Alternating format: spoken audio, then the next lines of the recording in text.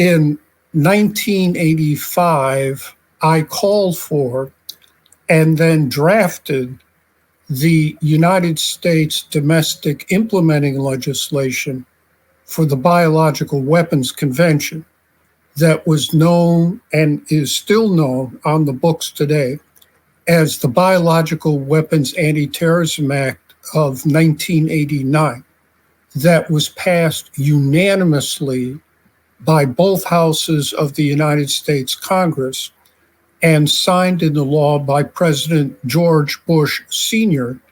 with the approval of the United States Department of Justice. So that's how long I've been working against biological weapons, biological warfare, and my expertise in this particular area, Colonel. Well, the implication is obvious. This act that was passed in 1989 talks specifically about biological warfare and terrorism. Is that something that we're dealing with the COVID vaccination? Yes, Colonel, both with the COVID-19 itself. I was the first person on January 24, 2000 to publicly point out that COVID-19 was an offensive biological warfare weapon with gain-of-function properties, making it existentially dangerous, that had leaked out of the Wuhan BSL-4 in China.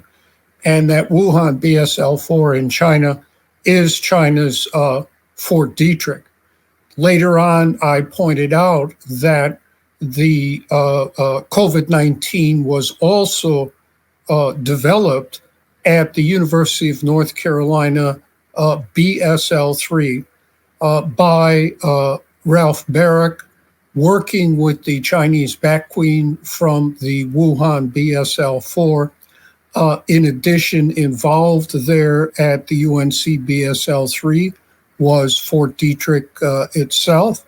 Also, to get to your point on the vaccines, Colonel, the Food and Drug Administration was involved in the development of COVID-19, the offensive biological warfare weapon. And today, as we speak, Colonel, it has been the Food and Drug Administration that has approved all these COVID-19 vaccines. So they helped develop the weapon, and now they are approving these so-called vaccines. As for the vaccines themselves, I'm not part of any anti-vax movement. I call them Frankenshots. To distinguish them, there are some legitimate vaccines out there, but I call these things Frankenshots. It was the Pentagon Defense Advanced Research Program Agency that envisioned and funded this mRNA technology that is behind all these Frankenshots. So they have us coming and going, Colonel. These mRNA, they give you particles of COVID-19 that get injected into your body. They are injecting into your body particles of an offensive biological warfare weapon with gain-of-function properties being injected into your body. And that is why we're seeing so many excess deaths, adverse events, and things of this nature, Colonel. Dr. Joseph, you have a wonderful, precise way of describing yourself on X, and I'd like you to give everybody that description and a very precise background of who you are, your background, and your involvement with Dr. Francis Boyle. Yeah, I like to say I'm a psychotherapist opposed to psychopathic authoritarianism, which covers quite a bit in today's world. You can't really miss anything with that because it's kind of that's the real virus, I guess, the real pandemic. But my involvement with Dr. Boyle, I guess, goes back to, I don't know if I met him in 21 or 22, but I'm on the board at National American Renaissance Movement and nationalarm.org. And Dr. Boyle was an advisor there. And so I knew him then. My prior background, I'm a psychotherapist. My bachelor's degree is in psychology. My master's degree is in clinical mental health counseling. My PhD is in psychology. In another life, I was a chairman of one of Pat Buchanan's presidential campaigns, who was really the father of the modern America First movement. So I like to say, like, when I'm critical of some of the technocracy stuff that I see President Trump doing, it's like, look, hold on a minute. I was America First when President Trump was an open borders liberal, so take it easy. But so I'm not going to carry water for anybody. But Dr. Boyle, I started working in May of 2021 to get my first ban to jab resolution passed. It took about 18 months for us to get a new board put in, and that was passed in February of 23. And that declared the injections biological and technological weapons of mass destruction. And that was passed like at my county Republican Party. And I got, like 10 counties in Florida and then counties in other states. Eventually, the Arizona and Idaho Republican parties passed it. But in that time period, Dr. Boyle, I had read it to him during one of our meetings, and he was supportive of it. So I knew privately he was supportive of it. And what happened was in April 1st of 2023, I had congestive heart failure. And so April Fool's Day, and I couldn't breathe like 3:30 in the morning. So I ended up going to the hospital. And while I was in the hospital, I was kind of doing two things. One, I was getting unvaccinated blood because I knew it was all tainted. And in case I needed it, I didn't.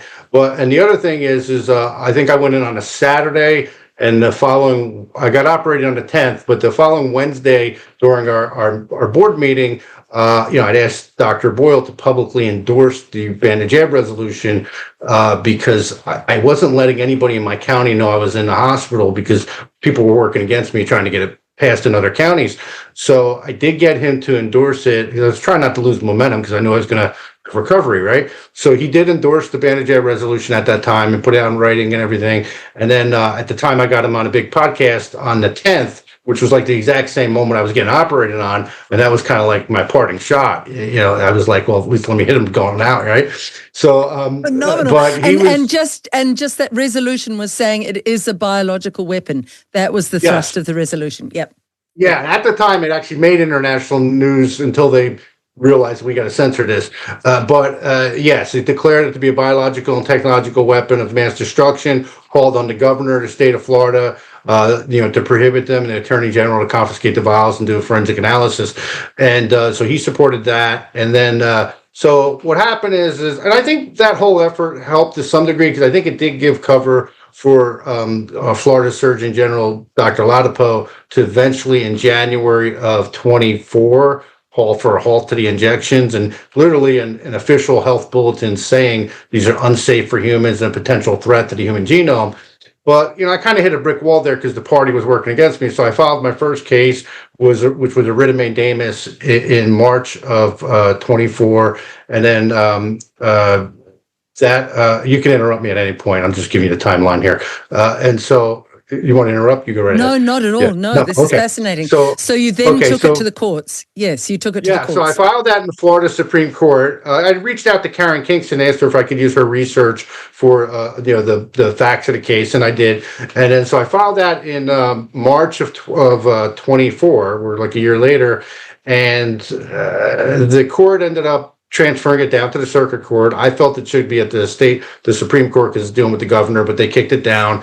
And then eventually the circuit court said it was an improper use of a mandamus. I appealed it because I found case law which shows you can.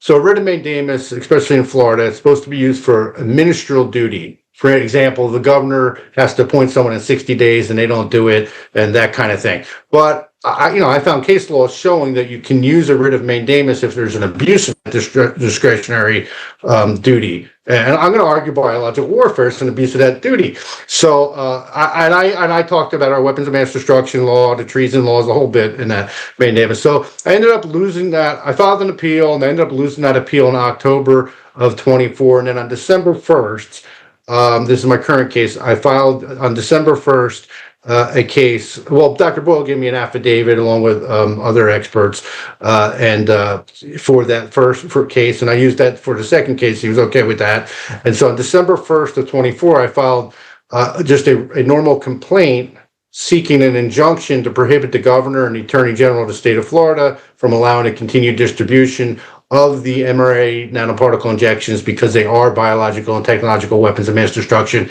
in violation of Florida Statute 790.166. Now,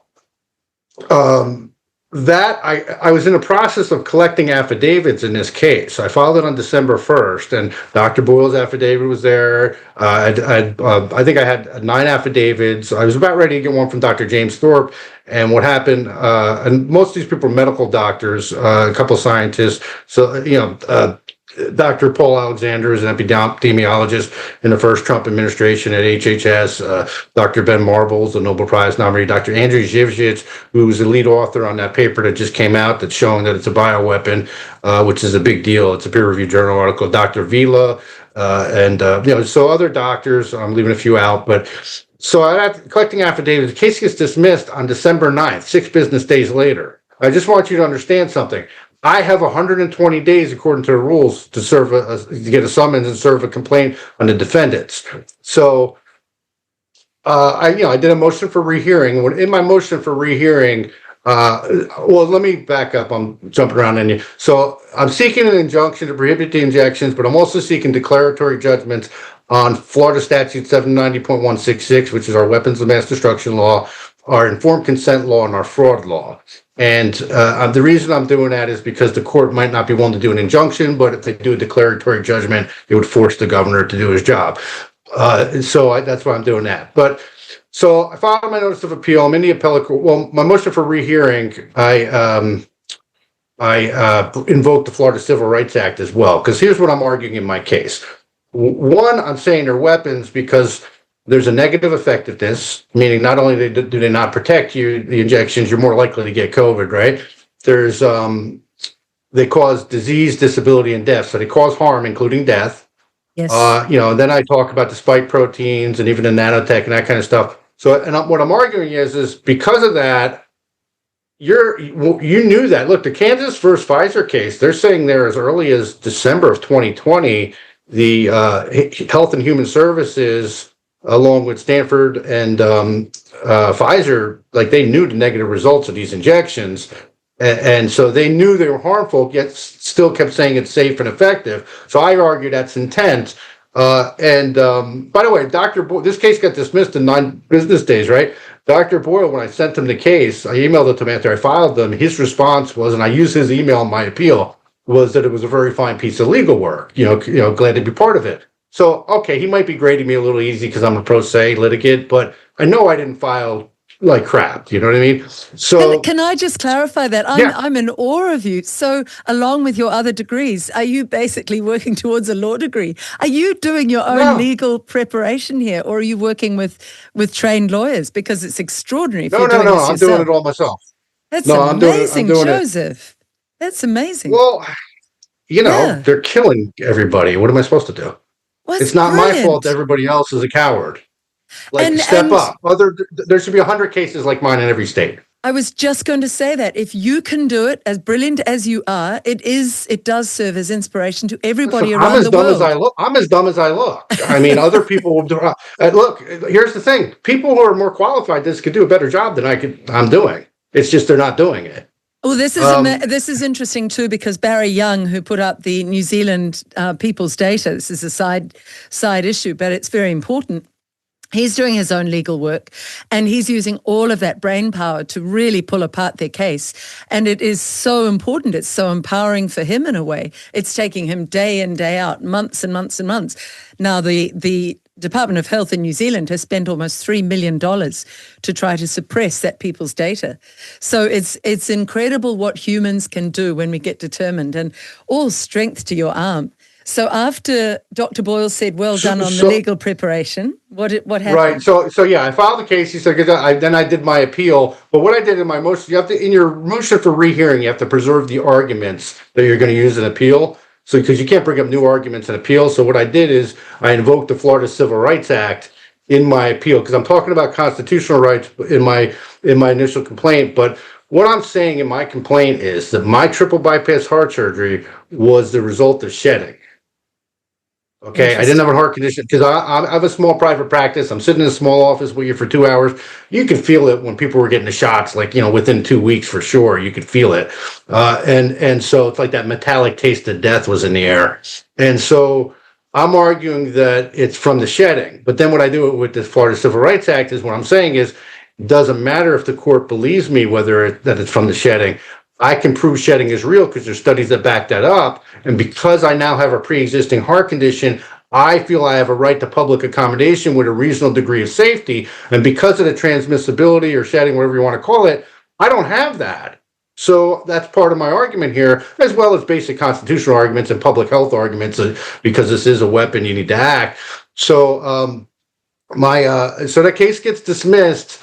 My motion for rehearing got kicked out too, and the judge threatened me with sanctions for filing frivolous lawsuits. I want you to think about this for a minute. I have an affidavit from the law professor under penalty of perjury saying they violate the bioweapons law that he wrote, and we'll talk more about Boyle in a minute. But and she's saying it's a frivolous case. Okay, so I appealed the case. And this is a law professor with 3 degrees, not just one. A law professor from Harvard with 3 degrees, and she's saying it's vexatious. Yeah, in his PhD program, he was the only person in the program at Harvard, and they were trying to groom him, to be with Kissinger and all that. And he said, he told him to take a hike. So yes, this is somebody who should have been given the highest legitimacy, the highest hearings in the land, because he goes far beyond the COVID years too, Joseph. He goes right back in this discussion which we opened with in this interview with McGregor. Colonel McGregor, who you can see has enormous respect for the professor. He subsequently talks about 1991 and the anthrax jabs, and he mentions in that interview, I'll just go into this, that these shots, these 1991 shots for anthrax violated the Nuremberg Code on Medical Experimentation right back then, and he advised the president, who was Bush, of that. And yet those shots still were allowed to go to the troops, and they were the cause, according to him, of the Gulf War syndrome, which then caused 100,000 deaths. 100,000 injured and 11,000 deaths. And he talks about that. We'll have a listen to that clip right here. I said from the beginning that even if pharma developed a vaccine here, this vaccine would be more dangerous than useless. And I said that on my personal experience, Colonel, having helped defend Captain Dr. Yolanda Hewitt Vaughn, medical doctor who, during Bush Sr.'s war against Iraq, refused to give the experimental medical vaccines for the biological warfare agents anthrax and botulinum. Because of my expertise in this area, I was asked to help defend her. And I agreed to do so free of charge. I think that was February of 1991. And during the course of, her court-martial, we fully established that those vaccines, Frankenshots, violated the Nuremberg Code on medical experimentation. And we thoroughly argued this, press conferences. I won't go through it all here. But as we found out, those Frankenshots, the original Frankenshots, caused the Gulf War sickness. These are just ballpark figures, Colonel, as I'm sure you know. Of the 500,000 U.S. military personnel who were forcibly inoculated, it turns out that 11,000 died and 100,000 were disabled. And those are lowball figures because the Pentagon still lies about that catastrophe because they know they inflicted a Nuremberg crime on our own troops. So I knew from that experience that this, whatever pharma rolled out here on COVID, was going to be a disaster. And that's why I said these vaccines would be more dangerous than useless. And I said right from the beginning that the figures from the anthrax botulin in 1991 would be a floor and not a ceiling for the disaster we are going to see here. I also pointed out that those figures, they inoculate young men and women in our armed forces who were in pretty good physical shape. We were not talking about old people, sick people, infirm people, and everyone else. And I thought this was going to be a catastrophe. In any event, the Gulf War sickness was a catastrophe. I still hear occasionally from veterans of this asking me for advice on how to get proper treatment because they don't get it at VA hospitals. No, I have personal experience with this because I of course was in the desert at the time, and we were the lead element. We were the vanguard, if you will, of the 7th Corps, the first unit to go into Iraq in 1991. And my squadron, we frankly were the first element in the country, went further, faster than anybody else. And so there was enormous pressure brought to bear on us to take the vaccine.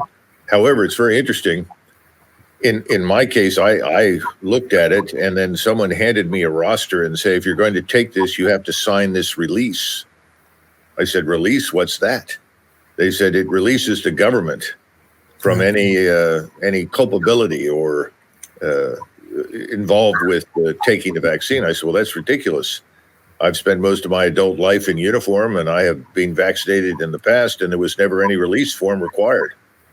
So I said, forget it. I'm not going to take it.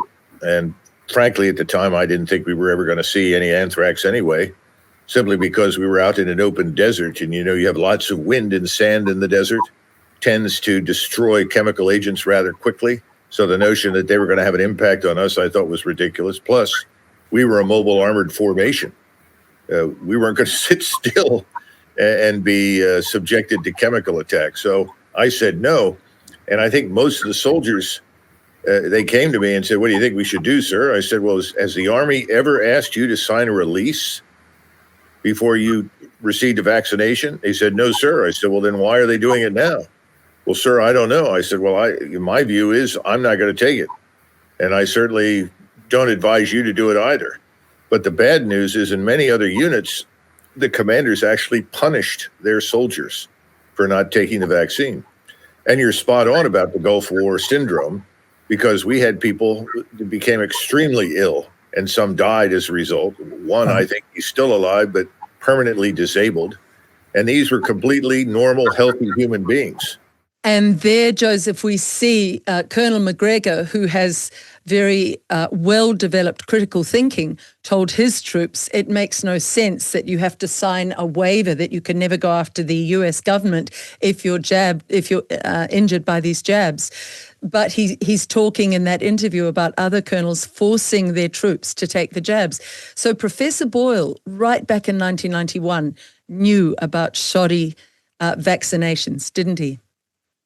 Yeah, yes, he did. And one of the things, and I've heard that, before about, anthrax and Gulf War syndrome. At the time, I didn't know it, but I've heard about that in the last 5 years, I guess. But one of the things people need to realize, too, about Dr. Boyle is he not only in January of 2020 said that COVID was a bioweapon, offensive bioweapon, but in 2020, like in, I don't know if it was September or December 2020, before the quote unquote vaccine came out, Dr. Boyle was out there saying it was a bioweapon because it's a derivative of COVID, which was a gain of function bioweapon. And since that's in the quote unquote vaccine, that makes it a bioweapon. He makes other arguments to it, but that's one of his primary arguments about it being a bioweapon. So he literally said this was a weapon of mass destruction before it came on the market, and nobody was listening to arguably the world's leading legal authority on biological weapons. Wow. That's insane. And maybe here you could go back to how he developed the bioweapons legislation. Can you talk a little bit about that, Joseph? Yes, and this is why a big reason why I asked him for the affidavit is because he in the 90s 80s, sorry, in the 80s, he promoted the U.S. domestic implementation of the Biological Weapons Convention, which ended up being called the Biological Weapons and Anti-Terrorism Act of 1989, which passed both houses of Congress unanimously, and that's why his affidavit I think is so important in my case, because it's that that's a really credible person to be giving you an affidavit. That's not some flunky. That his background is comprehensive. Even if like somebody doesn't agree with him on some issues or whatever, he's a very highly credentialed and intelligent person, and he's an expert on the legality of biological weapons. So that should not be ignored by any court. It should, it shouldn't. So where my case is, go ahead. Yeah. So let's get back to your case, and then I want to go more deeply into Dr. Boyle. So we left you in Absolutely. December. We left you in December with travails. They were trying to call you vexatious or wasting the court's time, which you're clearly not. What happened from there? So I filed my appeal and I did my appellate brief. And on February 18th, the attorney for the governor and the attorney general in the state of Florida filed a notice that the appellee's defendants, which is the governor, attorney general, would not be filing a response. And the reason is because they're saying the court doesn't have jurisdiction over them because when I served them a complaint, I did not serve them a summons too. I think that they might have thought that was my mistake. It was not. The court dismissed the case before I actually got a summons from the clerk of the court. So the next day, on February 19th, the First District Court of Appeal, where I'm at, had another decision where, and I use this as a supplemental authority in my case, where it says that basically it's saying the court can't dismiss the case before notice is served. So the way I see it is, on that procedural issue alone, I should win. I'm not saying I'm going to, but in my opinion, I should win because basically the First District Court of Appeals ruled on this in February that you can't the judge can't dismiss the case before notice is served. They're reinforcing the rules of civil procedure, which says you have 120 days to serve notice. And so that's a really important procedural issue that to me seems really clear. What the court's going to do, I'm not naive, but that's one of the issues. Other issues are like the judge said I didn't meet the criteria for an injunction, which isn't true, and I didn't meet the criteria for declaratory judgments. And the judge is actually saying in the decision that I cannot force a prosecution. Nowhere in my case am I asking for a prosecution. I'm not even suing for money. I'm just trying to stop the mass murder of Floridians. So so it's a complex case actually because of the way I framed it, but I'm kind of just throwing it right. I'm not being subtle. I'm throwing it right at you, and that's what I'm doing. So, and just very quickly, I absolutely love what you're doing. That gives you a real legitimacy and a certain level of freedom because you know exactly why you're there. What were you going to say, Joseph? Well, a couple of things. So I filed a supplemental authority. I filed a few supplemental authorities. The Japanese data on the deaths there, which if you translate it to America with our various statistics, it'd be like 1,580,000 people died shortly after the shots. But people have to remember that's shortly afterward. That's not the people getting sick and dying later of all the complications. So I filed that. I filed Health and Human Services statement by RFK Jr. that the shots basically don't work and the risks outweigh the benefits. And I filed that showing that at least from the moment of that official statement from Health and Human Services forward, that shows criminal intent on behalf of the federal government to continue to keep these shots on the market. And the reason I did that is part of the bioweapons law, it mentions intent in there. And I believe that meets what's called the knowingness standard for intent. Like you have specific intent, like you and I are, let's go kill everybody, and knowingness is like we know this is deadly and we do it anyway. And so I think at a minimum it meets that, at least from this point forward. So it helps my argument say, okay, now we got to take these off the market.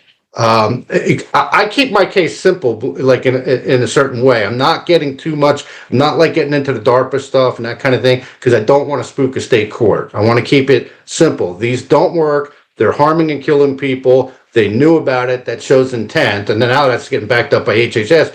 And I also recently filed the study that just came out by Zhivjets et al.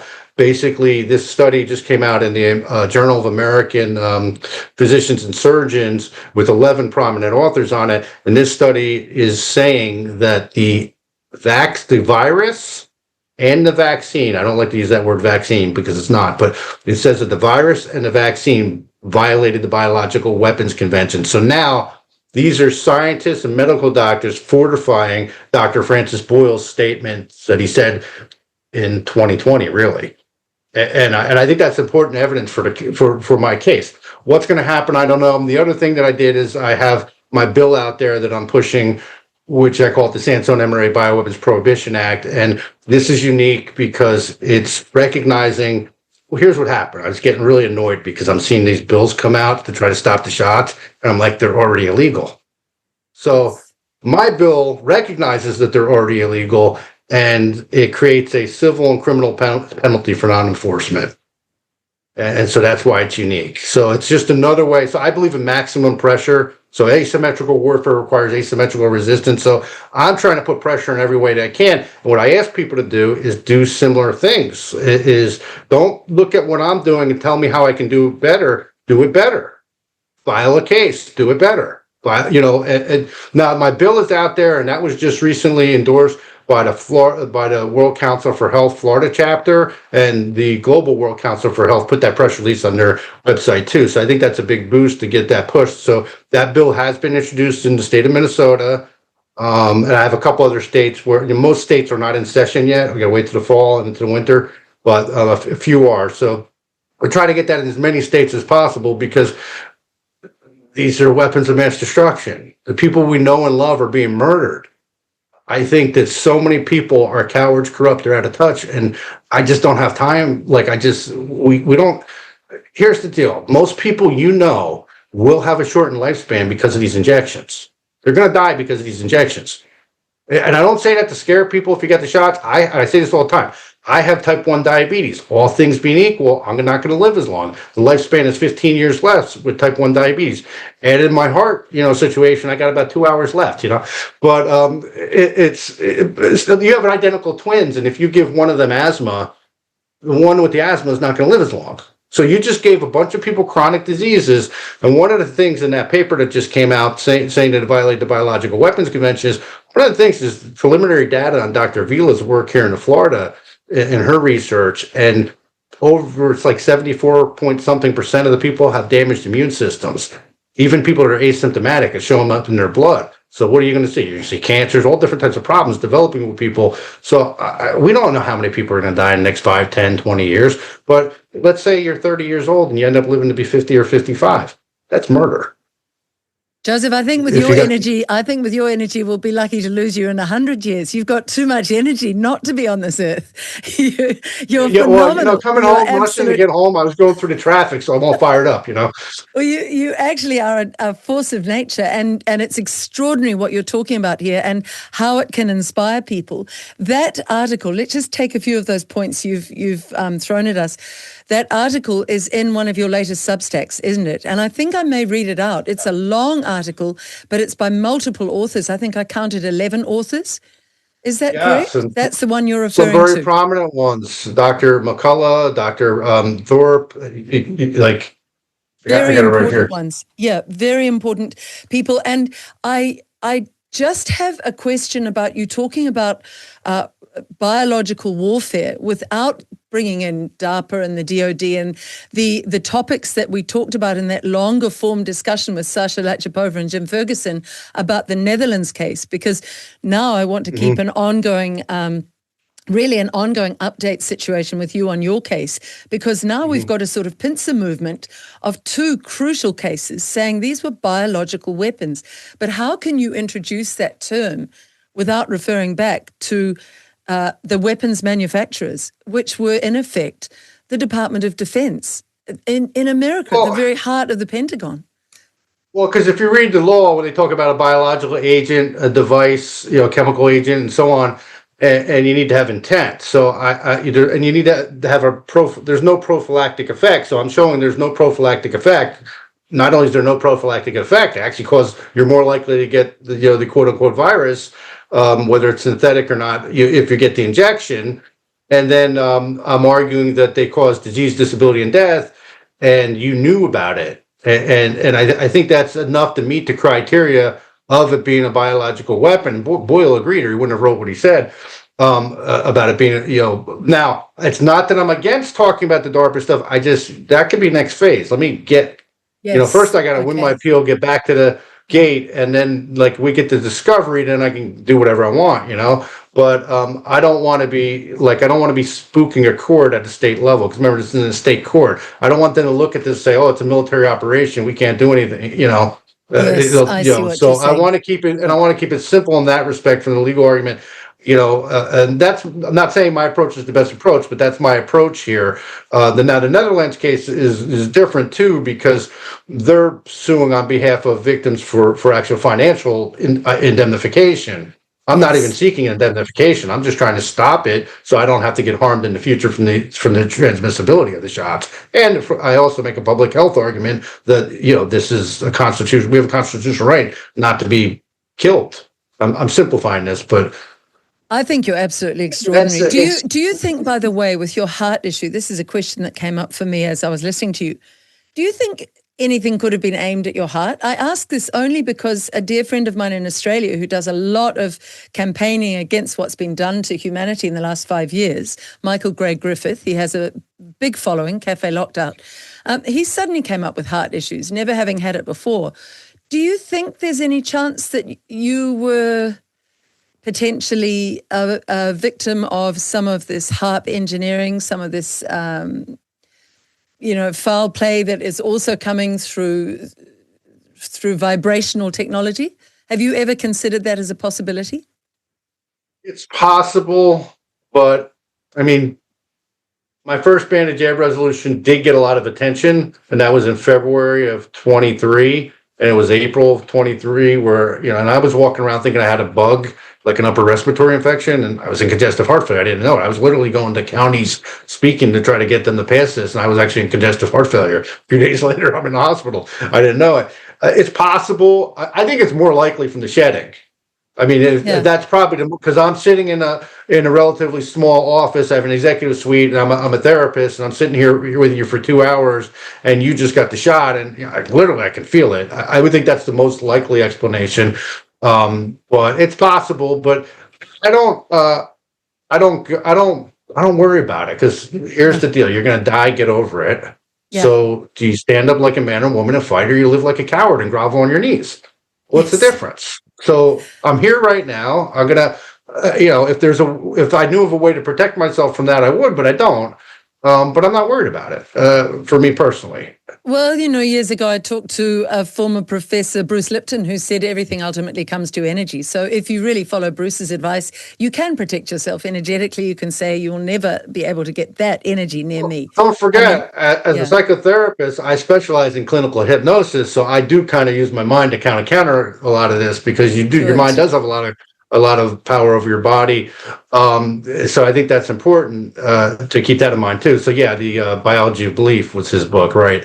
Absolutely. And I think that's, so your mind, you're not a victim. Don't fall into that. Never. And we are moving from this mess that we're currently in because of people like Gates and Fauci and all of these other very illicit eugenicists. In fact, we are moving into a quantum healing world. It will be a much better world once we've got these people dealt to. But you are a seminal force in dealing to them. If this case... So when is your next appearance? What's happening? Just give us right now. I'm literally waiting for a decision from the appellate court. Yeah. They're taking. It's been about. So when I did my motion for oral argument, it got denied, which isn't odd because there's no other party there. But I was trying to get in front of the judge, just me. But they denied it because there's no appellees in this case. They're not appearing. But in my first case, it took about 2 weeks for them kick it out after they denied my oral argument. It's been 3 months so far, and I just filed that paper saying it's a bioweapon. So I think the longer it takes, maybe I don't know if I should read into that or not, but it's better than getting kicked out more quickly. It's interesting. We'll see what they do. If it gets kicked out, I'll have to take another approach.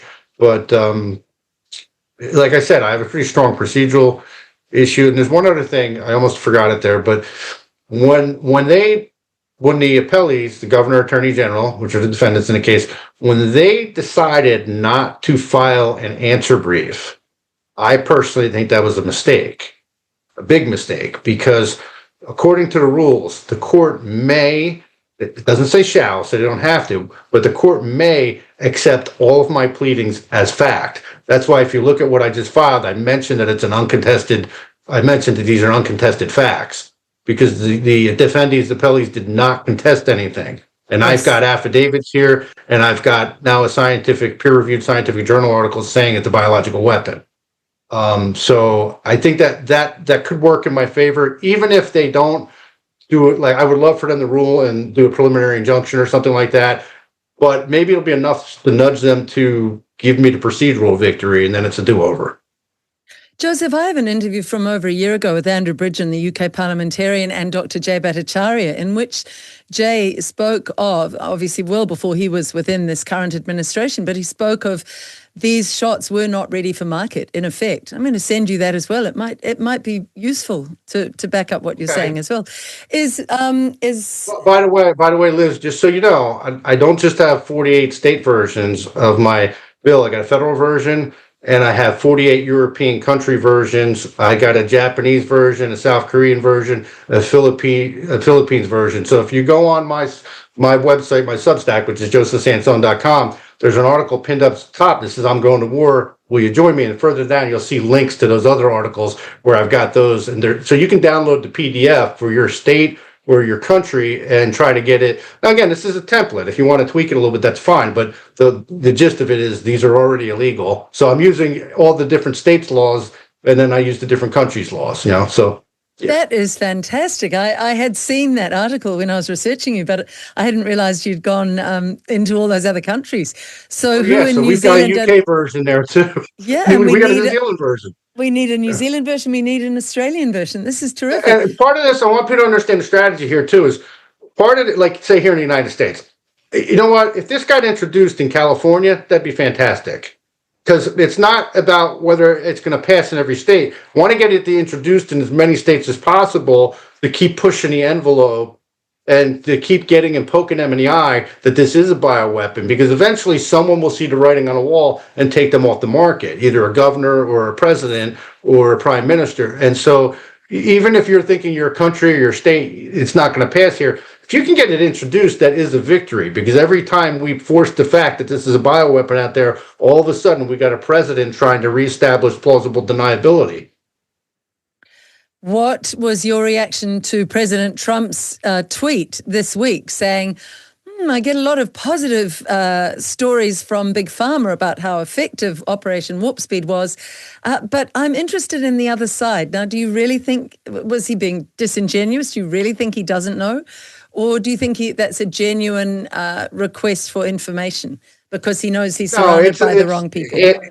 No, I think it's the Trump administration is deliberately doing mixed messaging on a lot of issues, because what it does, it allows the people with cognitive dissonance to have something to cling to, and then they ignore all the other evidence to decide. So think of what HHS just did with Kennedy's statement, and then think of what Trump just did.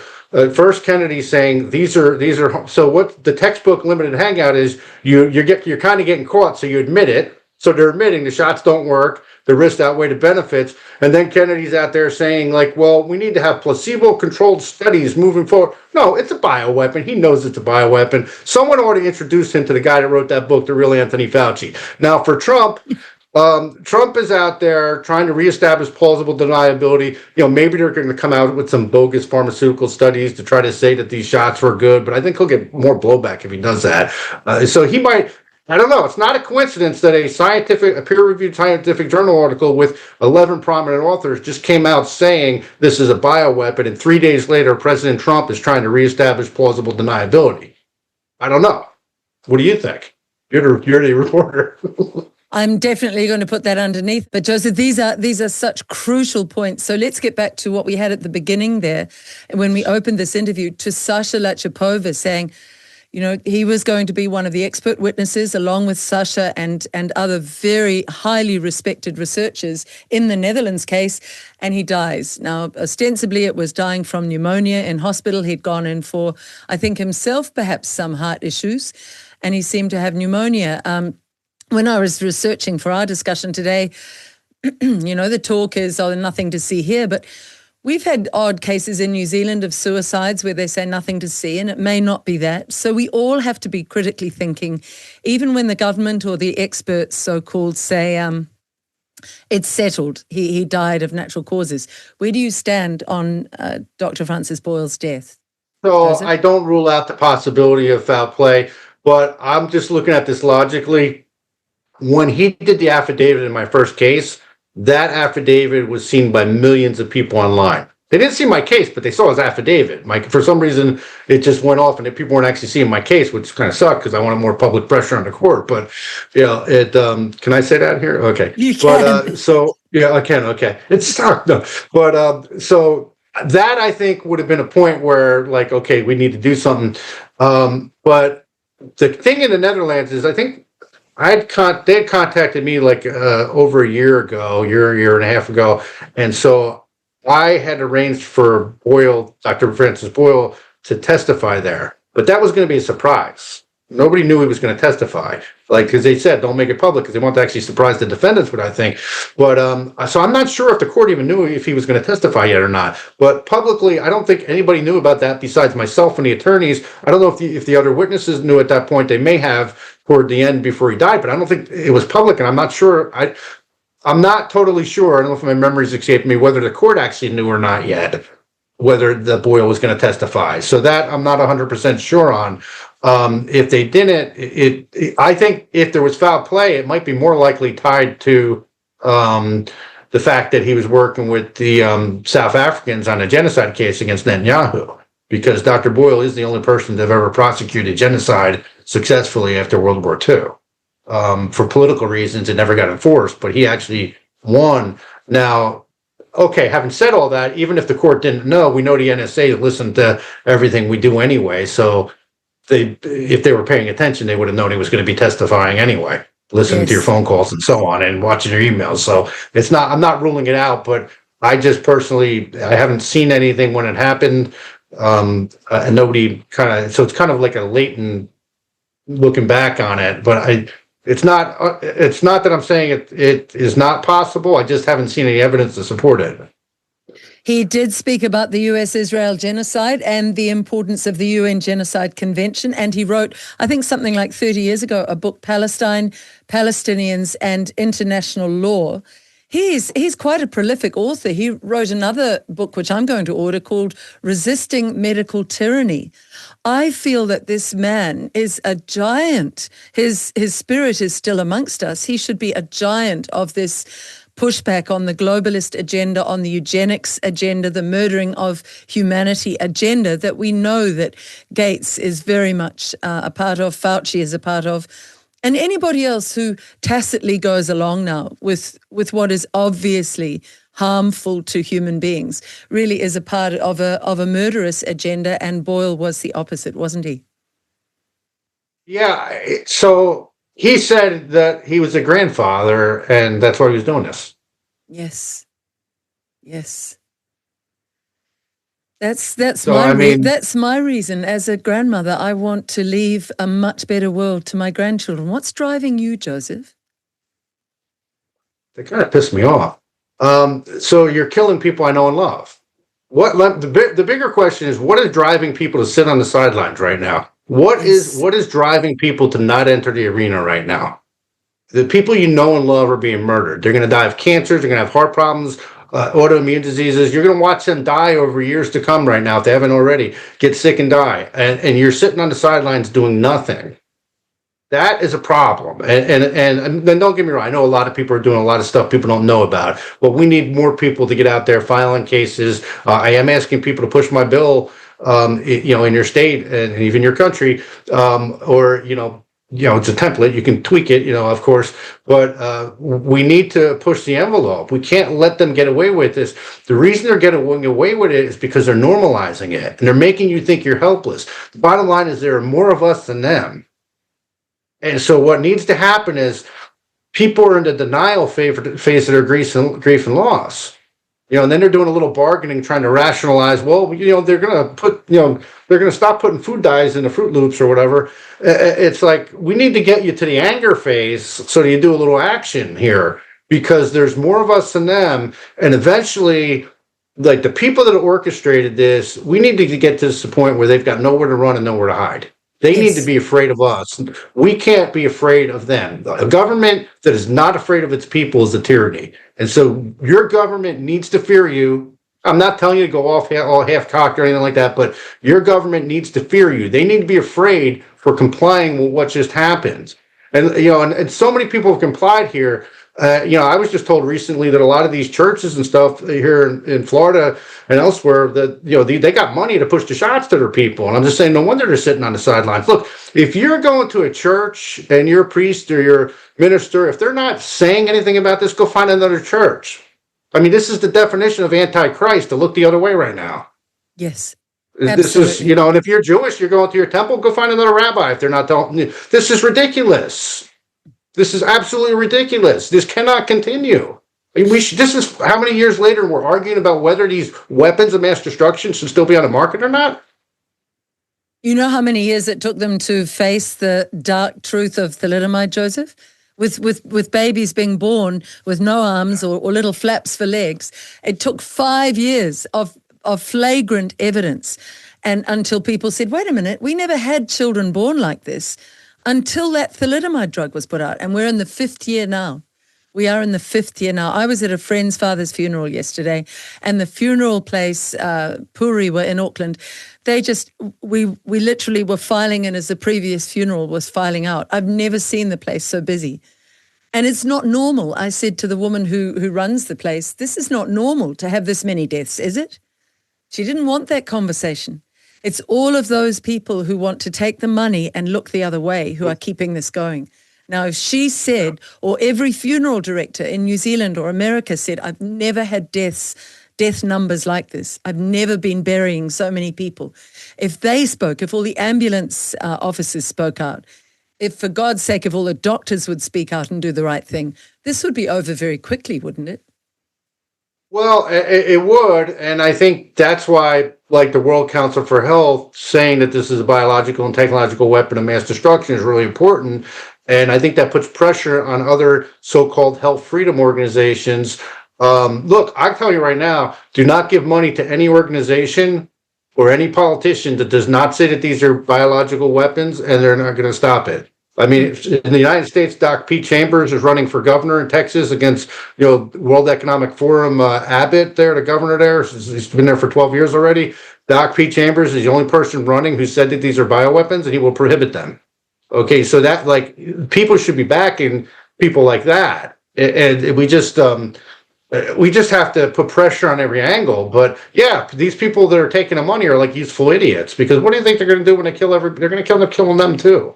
This is, this is a broad depopulation campaign with, a transhumanist agenda. And look, even if you don't want to accept that, recognize that these shots are killing people and they're still on the market. In the UK, Elon Musk has just got behind the people who are pushing back on this mass migration, which has resulted in mass rapes, terrible level of rapes of young white English girls. And it's been allowed to continue, in fact, encouraged to continue. But there's somebody standing up, Ben Habib, who seems to say the right things on migration. But when I looked into him, he will not speak out against the shots. And in fact, did an interview with his mother where she endorsed the shots the other day.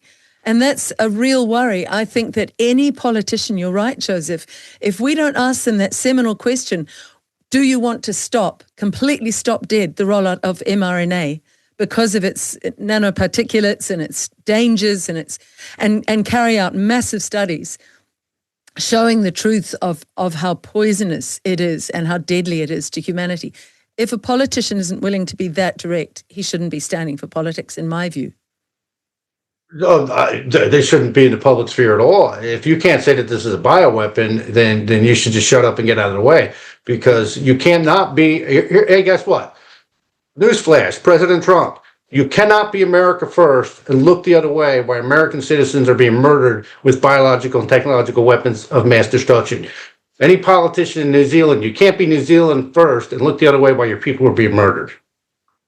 And that was the problem. When Barry Young's data came out, it was day 3 of our new government, and I contacted the head of a party, he was the deputy leader, Winston Peters, and said, you can have information that will lead the world out of this nightmare, and we will bring it to you, and you can take all the credit for it. And he wouldn't return my call. So he looked the other way. And what I learned from that, Joseph, is it's up to us. The people have to lead these pathetic politicians until we stand up in such vast numbers that they then flip over and pretend to be on our side. And so they're going to do as little as they'll do as little as possible. So that statement that President Trump put out there, some people are like applauding it, this and that. Okay. Anything that will happen out of the Trump administration will happen because we make it happen. We have to have maximum pressure at all times. Don't applaud anybody. Keep pressuring them until they do what you want them to do. Yes. These are politicians. Get at the stick and whip them until they do their job. Don't applaud politicians. Make them do their job. They've all basically are cowards, corrupt, and out of touch and participated in mass murder. We do not even know if our species will survive this. Yes, we don't even know that, because we don't even know the effect on future generations, what this is going to do. This is absolutely ridiculous. It's pathetic. And, I'm sorry. I just can't give anybody a pass who's looking the other way right now, because this is horrible to let your people be murdered like this. There's a wonderful meme where one man is whipping a whole group of people who are kneeling in front of him, and then one person stands up in the next frame of the meme. And then I think a group stand up, and then the whole lot stand up, and then he is kneeling in front of the group. And that's what we, the people, have to take on board. We must make these politicians kneel in front of us and do our bidding. They are our servants. That was how the whole system was designed. But under the globalists, it's been stolen, and they're trying to make us their serfs. They won't succeed. But where do you think we are at in that fight, Joseph? I think that this is going to go on. This is a fight that's going to happen for decades, if not hundreds of years. I mean, we're fighting for our species. I mean, this fight about the shots may not go on that long, but they're not just going to roll over. I mean, they would probably demolish the whole thing rather than hand it over. These are people that create money out of thin air, so they control the whole system. Yeah, they control all the media because that's what's feeding it all, right? And so I think it's going to get ugly before it gets better. And I don't say that to be negative. I think you should relish the fight. I think you should want to take on this fight. You grew up wanting to slay dragons. Here's the dragon. Go kill it. It is the chance to find the hero within yourself. So where do you think the world is at in terms of the exhaustion and the trauma? New Zealand is a little country of just over 5 million. A lot of people feel very traumatized, and many have kind of gone into a not the fight or the flight, but the freeze state. That's what it feels like to me, fight, or freeze, when there's too much trauma. And how can someone unlock that in your perspective? So the truth is never I'm Italian, I talk with the hands. The truth is never what's painful, right? It's the meaning we project onto the truth that frightens us, makes us feel uncomfortable. So we avoid that, and that feeds into the emotional pain. We sure as hell avoid that, and that feeds into the mental distress. And so the truth is, it's acceptance. If you even look at the stages of grief and loss, denial, anger, bargaining, depression, it's all relative to the truth. It's the acceptance of the truth that sets you free. Now, you can go back to Solomon Ash's studies, on conformity, where they'd have 3 lines on a board, and then one line over here was obviously the same length, and they'd have 12 Confederates saying the wrong answer. And like over a third of the time, the actual participant went along with the group and said the wrong answer, either from peer, like social pressure, or cognitive, really doubting their own eyes. But what a lot of people forget is the second phase of that was they put one more Confederate in the room that said the right answer, and 95% of the time, the participant said the right answer. So when you're out there speaking the truth, you are waking people up. It just needs more people need to speak the truth. Yes. And that's necessary. And a lot of times people get caught up in these little tributary arguments, and like it's like their egos get in the way, and it's like it's really there's 101 ways to argue this as a bioweapon. They're like, and the thing is nobody knows what strategy is going to win because nobody's won yet. We just need more people to enter. There should be no gatekeepers. We need more people to enter the arena, and it needs to be an amorphous response. It needs to be an asymmetrical response to, and unfortunately, I think it will get ugly because when people realize what really happened, the attitude might be a little bit like the French Revolution, maybe not on the economic side of it, but on the anger of it, and it might be hard to control, but something has to be done because this technocratic slavery that they're going to implant globally, you'll have absolutely no freedom whatsoever. So they plan on, killing most of us, keeping a few of us around as slaves and spare parts. And with the technology, they're going to control every aspect of our lives. So what are you doing? Just waiting for someone? There are no white hats. Put on the white hat and save yourself. Save your family. Such a powerful ending. How do you, I'd like to end with your definition of bioweapon. How do you, if somebody wants to go to their family and say, there are 100 ways I can tell you, this is a bioweapon. Here's the definition of bioweapon. What's your definition? Well, one, I would print out that paper that I have right there. What is the name of this paper? On your COVID-19 injections. It's COVID-19 injections, harms and damages, a non-exhaustive conclusion. That paper is pretty comprehensive. Dr. David Martin actually put out a really good, concise video message to Trump about why it's a bioweapon. Mr. President, this is the data that Pfizer and Moderna will never show you. SARS was a direct result of gain-of-function research from UNC Chapel Hill's work on WIV1, that's the Wuhan Institute of Virology, under an authorized grant by Anthony Fauci's NIAID. And that sample was transferred in 2014 during the gain-of-function moratorium. On October 2014, Anthony Fauci's NIAID violated the law and authorized the gain-of-function research on the Wuhan Institute of Virology virus to move forward at UNC Chapel Hill, while the head fake was to suggest that EcoHealth Alliance was doing it in Wuhan.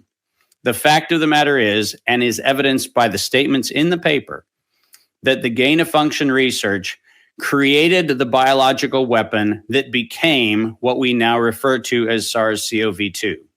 And that was published in 2016. They knew that the ingredients that they were putting in the shots were either deadly or debilitating. They knew that pseudouridine, as early as 2017, was shown to be the agent that would unleash what we now refer to as turbo cancers. And they knew it was going to be highly problematic, so much so that in 2017, they published a study there that laid out the risks of pseudouridine and what it could do, both in cancer promotion and in the progression of other horrific diseases. They knew that the spike protein was, in fact, going to target the human heart. This data was very evident since 2002 when Ralph Baric was publishing the research showing that he could get the spike protein to trigger cardiomyopathy and other forms of heart inflammation. The last piece of evidence we have here, which actually came out of molecular therapy, not only showed that the lipid nanoparticle created enormous numbers of adverse events, as much as 62% of adverse events in animal models. And this is the lipid nanoparticle used to deliver the agent of the shot. But this was not just a generic knowledge. The individual highlighted in red on this slide happens to be the individual who was the chief medical officer for none other than Moderna, who knew that there was an unacceptable high level of adverse events associated with the lipid nanoparticle. And this information was known and published years before there was any SARS-CoV-2 conversations in China. They knew that the shot was deadly and debilitating, and they made it anyhow.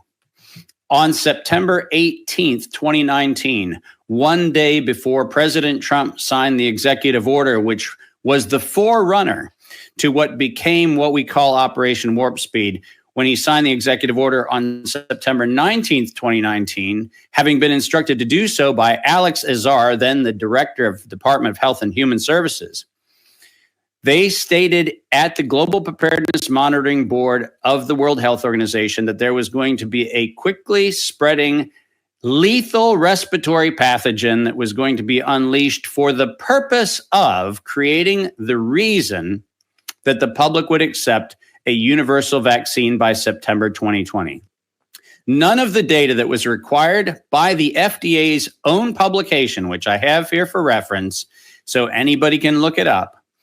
The FDA stipulated in 2018 that there must be data submitted prior to a clinical trial that talked about things like the immune response, all kinds of clinical outcomes, and specifically laid out the requirements for what vaccine clinical trials must include, none of which were included in what was done for the COVID shots. They changed the definition of what vaccination was. And then what they did was they cunningly used this 2-week period of time between shot 1 and shot 2 so that all of the adverse events that took place in the clinical trial were front-loaded into the immediately after shot 1 population, which was officially classified as unvaccinated even though they received the shot. What that did was it shifted the adverse events so that the public was deceived into believing that there weren't many adverse events. But the reason why was because to be considered vaccinated in the clinical trial, you had to have 2, not 1 shot. And a huge number of patients, after receiving the first shot, had immediate death or immediate disability. All of those were considered to be either COVID-related illnesses and deaths, and in every case, they were all considered to be, quote, unvaccinated. This was meant to deceive the president. It was meant to deceive the public, and it was architected so that the adverse events would absolutely be loaded onto what was called the unvaccinated population. And remember, they said why they were doing it. They said they were doing it because they needed to, quote, sustain the funding base beyond the crisis. They needed to increase the public understanding of the need for medical countermeasures such as pan-coronavirus vaccines. And then they said a key driver is the media, and the economics will follow the hype. We need to use that hype to our advantage to get to the real issues. Investors will respond if they see profit at the end of the process. This was about profit. This was to disrupt the 2020 elections. And this is the data that Pfizer and Moderna will never show you. But I live right down the road, and I'm happy to make all of this data available to you, to Secretary Kennedy, to finally get justice for the crimes that were committed under the guise of COVID. The simplest argument is, well, let's see. They're associated with a 1,236% increase in cardiac arrest death. They're associated with a 112,000% increase in brain strokes when compared to the regular flu shot. They're associated with a 37% reduction in lifespan.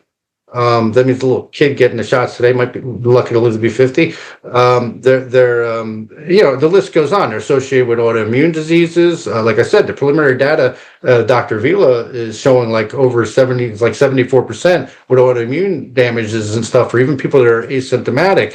They're associated with neurological problems. They're just such a massive drop in female fertility. Massive drops. Oh, in female massive drop in fertility, birth rates. There's a dramatic increase in infant mortality. In the Philippines, it's as bad as it was 20 years ago.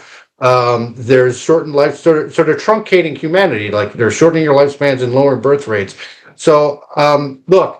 They don't work. There's no prophylactic effect. Okay. They cause disease, disability, and death.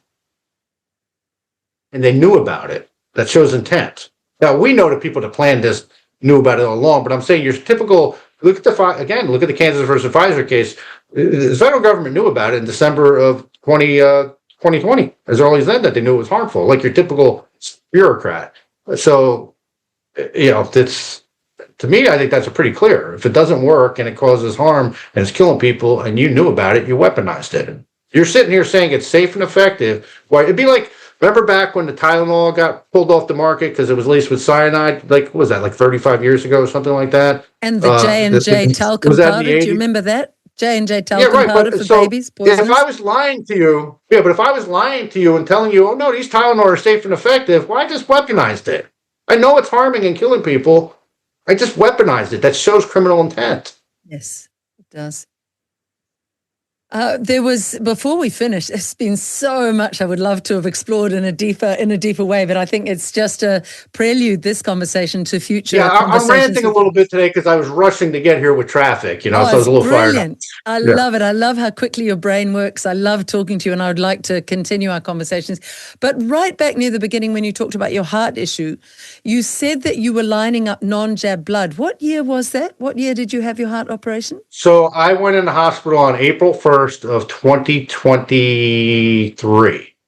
So I was doing my bandage jab. I got Santa Rosa County to pass the bandage jab resolution while I was there too. So I was in the hospital April 1st. On April 10th, I got operated. So I think I got out like I spent like 3 weeks in the hospital. So yeah, that was in 2023. Do you know what's fascinating there? We had the case at the end of 22 of a baby called Baby Will, and he was a 3-month-old little boy. He had to have a heart operation. It wasn't urgent, but he needed it, and his parents wanted unjabbed blood. And Ardern's government ended up taking the family to court, putting them through maximum stress when they'd lined up the blood donors for unjabbed blood. The court was corrupted, it was lawfare, and then they basically kidnapped that baby from the mother, put her through unbelievable, stressful conditions. She wasn't even allowed to go into the operation with her baby, wasn't allowed to touch him or comfort him the night before the operation. There's much more I could tell you about that. But all of that was at the end of 22, and then in April I vaguely 23. remember that. Yep. And what I was So told keep in the other mind, we're day, in Florida. Joseph, well, I'll ahead. just tell you this. I was told the other day that Gates flew in and talked to Ardern. And I was given this from a good source, but I didn't know it at the time. Talked to her for up to 8 hours saying, you must not give an inch on the Baby Will case because it will blow off, it will discombobulate the whole jab narrative, because it would have proven in front of the world that jabbed blood was different from unjabbed blood. Now, when he was in intensive care, Joseph, the parents would not leave him alone. They saw all the time what went on. And through the night, nurses and doctors would come in and they'd unblock the blood machines on these other children who had jabbed blood. They know the baby got unjabbed blood, by the way. That's another story. But the nurses and doctors would be looking at the clots going, we've never seen these before. This is most unusual. I wonder what this is. And these children were in long-term comas. So they are hiding all of this. And yet in April 23, you were able to have unjabbed blood in America. Oh yeah, what I did is the surgeon had to sign off on a form. So I wasn't letting people in my county know I was in a hospital because I didn't want them to undermine my efforts. So I was getting people to come to the hospital. I got the form. I got made copies of the form, and then I'd have give them to people, and then you'd have to go to the process center, give the blood. They got to get processed. So what happened was it was on Friday night, because Easter was like on Sunday, so it was the Friday beforehand, and I had 2 units on hand, but I knew I had 6 units. So here I am, like the people in the hospital are looking at me like I'm walking over. Can you fax this? I'm faxing the form to people so they can go do it. And meanwhile my heart rate's doing like this, but I'm like, I'm like it's like I'm trying to make a sale here. What kind of blood you got? So what happened was I had 6 units of blood, but they only had 2 processed. And I said, this was on a Thursday. They want to do this surgery on a Friday. And I'm like, well, I got to go to the charge nurse. I'm like, well, look, what if you need more than 2 units? And she's like, well, then we'd have to use. No, I'm like, I have 6 units of blood. I'm not getting that surgery unless I have all 6 units. So we ended up pushing the surgery to Monday. Because I didn't need it, fortunately, but I didn't want to risk it because I knew the blood was contaminated. Yes. Absolutely. But here in New Zealand, Dern would not allow us to choose our own blood donors, unjabbed blood donors. It's So incredible. And there's it a was around the same correlation. time. I know we're going to Yeah. wrap up, but there is a correlation here in the United States, in my opinion, between how strict every state had like lockdowns. I guess maybe South Dakota didn't, but Christy Nome violated the people's rights in the facilities anyway, the government facilities. But there's a correlation between the gun rights and the severity and duration of lockdowns. Because in Florida, everybody and their uncle, carries a gun. Even the Democrats down here carry guns, where the Republicans up in New Jersey are afraid of the guns. So it's like it was bubbling up underneath. It wasn't like DeSantis when it did something great. It was bubbling up underneath. Like people were getting guns pulled on them out into Walmart because they're trying to force a mask on someone, like that kind of stuff. So they did what they had to do. Now DeSantis did say originally he wasn't going to do it. In fact, he even admitted he'd be a dictator if he did it, and then he turned around and did it 3 weeks later because he caved to the pressure. But and they let him get away in the presidential debates saying he didn't lock down. It was a lie. It was a 4-month lockdown. It wasn't that Wow. severe. I went out every day, but I mean, we did have one. But that goes back to that whole seminal idea, never trust the government, never. And the founding fathers knew that. And secondly, the government and the bureaucrats should be afraid of the people. The people should never be afraid of the government and Right. their So bureaucrats. New Zealand needs to have good carry laws like we do in Florida, and this will never happen again. And guess what set us up for COVID and set Jacinda Ardern up as some completely mythical hero to the world. And people in the world still believe she was a beloved leader. She is loathed in New Zealand. She's hiding out in Harvard. She won't even come home here. But what set her up as leader was a mass shooting. Have you ever heard of those in America? We'd never had one in New Zealand before. A mass shooting a few years before COVID, and it was in a Muslim mosque, and that gave her the excuse to roll out two things. We must have censorship because we can't say anything questioning anything in New Zealand. She rolled that out first, but also we must have gun control. And that's how they set it up. Ready for the COVID, poor old New Zealand to be under this vastly tyrannical that's woman. a whole different topic. But these shootings, I'm sure and most of them are mind control, MK Ultra type stuff. It's kind of obvious at this point. But look, as far as I'm concerned, a government that doesn't support the basic Bill of Rights, like your right to free speech, right to bear arms, right to not be search your privacy from search and seizure. Governments that don't honor those basic Bill of Rights, they don't even have a right to exist. Those are rights that transcend and pre-exist government. So these governments need to be abolished that don't honor the Bill of Rights. I agree with you, and that's a future conversation. My idea, Joseph, is back to small communities with sort of local mayors and nothing centralized. The more centralized power gets, the more corrupted it is, the more evil gets in, and human beings with can't technology. And to add what you're saying there, with the technology, with technocracy, because of the communications we have today, we don't need centralized government. You're in New Zealand and I'm in Florida right now. So the argument for decentralized, in fact, it has to be decentralized or it will be a total tyranny because of the technology. Yes. That's a future conversation. Such a rich and enjoyable interview with you. But I also want to make it a tribute to Dr. Francis Boyle, who I'm fascinated with the research I did for this interview. I'm going to look more deeply into him. We really need to honor him as this giant on the world stage, honor his memory. Your final words about Dr. Francis Boyle and why everybody should look into his tremendously important contribution.